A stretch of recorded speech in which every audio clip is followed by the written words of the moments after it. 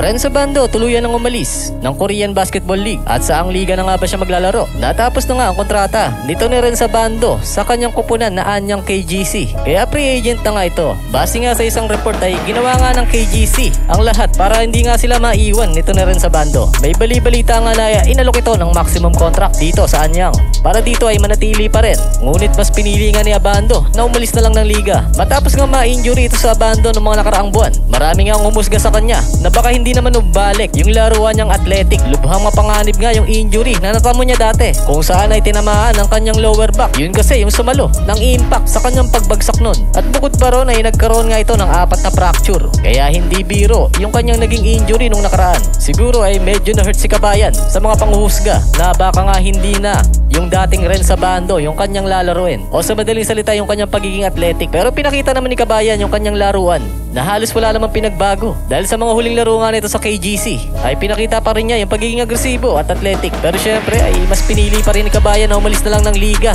ng KBL. Pero syempre anong liga kaya yung kanyang lilipatan kung sakasakali? Alam naman natin pagdating sa overseas ay itong Japan B-League nga yung malaki magpasahod. At bukod pa ron, kaya nga maraming nahatak itong Japan B-League ng mga mahuhusay na manlalaro dito sa Pilipinas. Halos makakabuko na nga ng Gilas team sa dami ng naglalaro ron. Kaya naman malaki ang posibilidad na dun maglalaro ito si Kabayan. May mga haka-haka lang ito na posible raw maglaro itong si Renzo Bando sa Barangay Ginebra na kung saan ay magiging kapalitan ni Jamie Malonzo dahil ito nga ay na-injury. At bukod pa ron ay maglalaro din daw ito sa Gilas. Ito nga raw si Renzo Bando. Ngunit parang napipisil ni coach team na si Mason Amos nga ay papalit kung sakasakali na hindi pa maging maganda ang lagay ni Jamie Malonzo dahil nalalapit na rin ang FIBA OQT. Alam naman natin na hindi biro yung makakalaban nila ron. Pero meron pa rin chance na maglaro ito si Renzo Bando sa Gilas dahil si Dwight Ramos ay nagre-recover pa rin sa kanyang natamong injury. Kaya maaaring may posibilidad talaga. Pero kung akong tatanungin ay dapat maisali ito sa lineup itong si Renzo Bando. Sayang yung kanyang abilidad. Dagdag energy boost ito para sa Gilas. Kayo, ano sa tingin ninyo? Mag-comment lang ng inyong opinion at babasahin natin yan at pag-uusapan.